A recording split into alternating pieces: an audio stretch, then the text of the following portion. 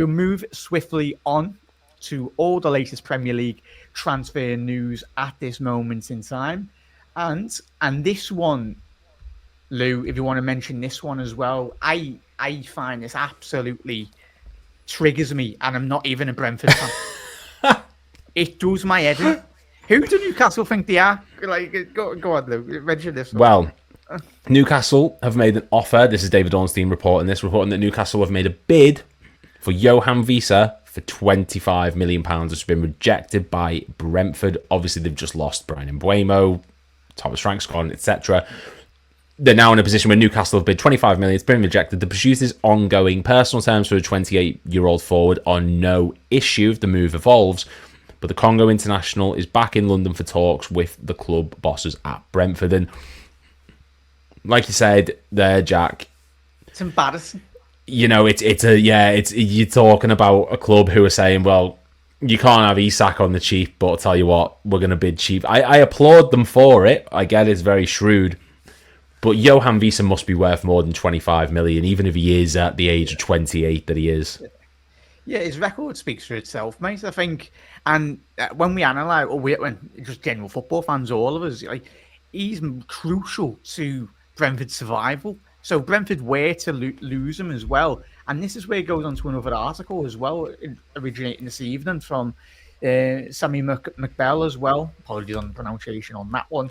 But Wissa has left Brentford's training camp in Portugal, aimed uncertainty over his future. So now, if you're a Brentford fan, you're scratching your head going, we've got you've replaced the manager, but you've just lost probably one of the greatest managers you've had in recent years as a football club for like 50, 60 years. You've lost Tony a couple of years ago. You've lost Bryan Mbeumo as well. We'll speak about him as well, and potentially looking like leaving. And Newcastle now have unsettled the players as well. But for me, even being honest, Lou, in chat, let us know your thoughts. It's quite rich in regards to Newcastle fans saying about us with Isaac, but it's absolutely embarrassing. They've got money there. Go out there, and I think a bid in the region of 40 to 50 million. I know he's a 28-year-old, and it might be a bit over, but you look at the valuation of certain players, and I think they've just lost Wilson.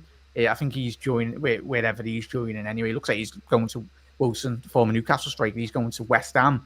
But yeah, that's a staggering, mate. But it's a transfer window, buds, and yeah, nothing really surprises me at the minute.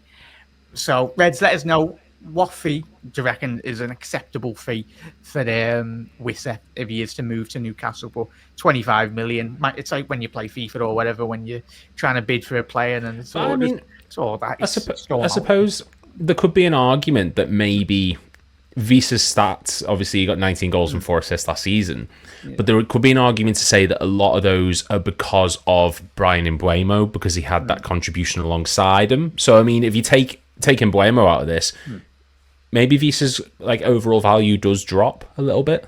True. It's maybe a 2-for-1, maybe, but that ship sailed. If they were getting Bryan Mbeumo, but yeah, certainly a situation to analyse, mate. But yeah, I love him, mate. I absolutely love Bryan Mbeumo and obviously Wissa. But if you're a Brentford fan, you'll be disappointed. So let us know your thoughts on that one as well, Reds. And this deal, James Trafford, kind of on the same hymn sheet of very much Newcastle United. If you're the Geordie, you're probably screaming at the telly or whatever now. James Trafford is very keen to return to Manchester City this summer after Manchester City have apparently hijacked his deal to Newcastle United. It's come from Football Insider, and very much over the last week or so, it seems, Lou, that this deal for the last couple of weeks has been nailed on for Newcastle. It was an open goal for the Geordies to get this deal over the line, but no sporting director, lack of leadership at Newcastle. James Trafford's very highly regarded within the England structure from a national side and within English football. Yeah. Battered the clean sheet record last season in the Championship. Certainly one of the bright talents in European football, and certainly with Ederson looking like he might be going to Galatasaray. It's do you reckon City can get this deal over the line? Yeah, I don't think it's too much of a concern for City. I think this is very much... Look, we know the pulling power they've got. We've seen the window they've had so far, but this is exactly why you do put buyback clauses into contracts. This is why we've done it with Quansah, because you can see players who go off, thrive, reach a good level, and then you've got the option to bring them back. And I think the Ederson departure to Galatasaray probably sort of spooked them a bit. Maybe they thought they had another year with him. Maybe they just expected sort of the whole situation to play out differently. I'm not sure. But I think if from a City perspective, James Trafford is one of the best options that you could be bringing in right now. He's in terrific form. He's still only 22. Like, that doesn't get discussed enough. He's still such a young age. And last season in the Championship, 45 goals, 45 games he played, he only conceded 16. That is mental. And people will say, well, he's had that incredible defence in front of him. He's in the top 1% for clean sheet percentage, of course. Let me just see if I can find his actual... His save percentage is 84.5. That's the top 1% in the Championship last season. Again, take a pinch of salt. Goals against, top 1%. Corner kick goals against, top 13%. He's very good with the ball at his feet as well. He is a distributor. He's not just someone who's going to... He's not just a blatant shot stopper. He is someone who's composed at the back. He's very calm. And I think if this can click at City, now that he's managed to find his pathway into the team, which he couldn't do originally with Ederson and Ortega ahead of him, maybe now is a long-term successor to like what we saw with Ederson, like what they had with Joe Hart, someone who can be in that back line for a good few years to come. And he's now got experience in a team who dominated the Championship in the manner of which he did. He's an older player now, more experienced. He's had a lot more international experience in like the lower divisions. I think for City, this is a good sign, and it does feel very scattergun. I can understand why people might be a bit about it. But I think this works out really well for them. And if they're going to get him on a cheap-ish deal, given the fact that it's a buyback clause and they've hijacked Newcastle, it's a win-win for me in terms of City perspective. Yeah, so Geordies, City fans, if you are watching on repeat, let us know. But yeah, as he alluded to some of his great statistics, mate, yeah, one of the best ball-playing goalkeepers at his age range in regards to European football. And I think it's a match made in heaven, really, for City and Pep Guardiola. We know the emphasis on goalkeepers with Ederson, as you alluded to, mate, instrumental in terms of starting attacks. And I think that's one aspect that Ederson really failed on drastically, not just last season. It wasn't just Ederson, but I think he was massively getting pressed in certain games as well. So next one as well, Lou, you want to mention this one? A certain player being linked with Chelsea at this moment in time. Look, this comes from the Telegraph as well. Yeah, one of the most sought after players, I think, especially after the Euros that we just saw like a year ago. But Chelsea are interested in Xavi Simons, but they need to sell some players first. It makes sense when you've got more people than a country in your dressing room. But they need to make space for him, the RB Leipzig playmaker, in the squad. The player is open to the move to Stamford Bridge. And Jack, like you said before, Xavi Simons is very much, he's one of those players who feels like he's on the precipice of becoming like a top quality midfielder. He had that at PSG, he had that at Barcelona, he's had that at RB Leipzig, certainly, and for the Dutch national team. Good signing for Chelsea? Or do you think this is a sort of, like we've seen with Matthias de Ligt at Man United, there seems to be this theme of, you know, is he going to reach the top level that's expected of him in the past? Yeah, it's difficult, isn't it? I think a lot of his order as a player is generated from online hype. If I'm being honest, he's a very talented player. Don't get me wrong. Yeah. Obviously, good mates with Gakpo and our Dutch contingents as well. But obviously, predominantly did play down that left-hand side for Leipzig last season. Recently, just bought, like, for some bizarre reason, sign a new deal with a 2-year contract length, which I find quite staggering. But there must be some understanding between his agent and whether it be a Chelsea or another football club to go out and just buy out as well. But as he said, he could field about 5 teams, Chelsea. They just love signings, don't they? Todd Bowley loves to go into Twitter spaces and just listen to the latest player that's being linked and just goes out 24 hours later and goes to sign him as well. So, yeah, talented player, mate, in moments for me. But it's just... I just find it baffling, mate. There's only 11 players that can play in a football pitch, Lou. And I think, are you just trying to just lob a load of players in and just hope Maresca tries to magic up a winning formula? It's throwing everything at the wall and just seeing what sticks. And Do you know what? This might sound really daft, and I hope someone does tell me if I'm being daft or not, but he reminds me a lot of when Renato Sanchez came to the Premier League when he went to Swansea from Bayern. And he's very much someone who's a very good tactical player, very good on the ball, very good with his movement, but he does, like someone said, like he feels very lightweight, and he doesn't feel like someone who's going to be physically up to the standard of the Premier League. I'm not 100% certain, but yeah, it just feels like Chelsea are going, yeah, just get someone in, something will work, something will stick. But they won a cup last season, they've just won the Club World Cup. Maybe there is a plan in place, I'm not 100% certain. Yeah, nice. So Reds, let us know. Be good to see him in the Prem, but as Loser said, and Chat's already alluded to some of the lightweight, but I suppose if he was to come to the Premier, he'd probably bulk up a fair bit anyway, but time will tell on that one, Chat. But Chelsea just love a signing. So, and another player that was a former midfielder for Fulham is obviously João Paulinho as well. Tottenham, it's coming from as their goals as well. He's reporting this evening. Tottenham are considering a move for João Paulinho as a new defensive midfielder for the squad. However, there would first need to be at least one departure in the position before pushing through with a move for the former Fulham man. Lou, this lad spoke for himself, was massively linked with Liverpool a couple of seasons ago prior to his move to Germany. Obviously, maybe might want to move back into the Premier League, but what do you think about this? Do you think it would be the right signing for Thomas Frank and the Tottenham side? Yeah, sorry, I saw the Ozzy thing. That's kind of threw me a little bit. No, I literally just said that kind of threw me off a little bit. I'm not gonna lie. Yeah, like I think there's a good player there. We saw that at Fulham. He is very much someone who's a creative maestro midfield, and maybe he'll have a sort of a little Højbjerg renaissance at Tottenham, where he could be a creative dynamo in midfield for Tottenham. He could be a good defensive minded player for them. But has the ship sailed? He's not incredibly young anymore. He's not someone. Yeah, 29, 30. Yeah. Is he going to be able to come back to the Prem and just immediately slot back in? I'm not certain, but maybe Thomas Frank can. Thomas Frank's a very regimented.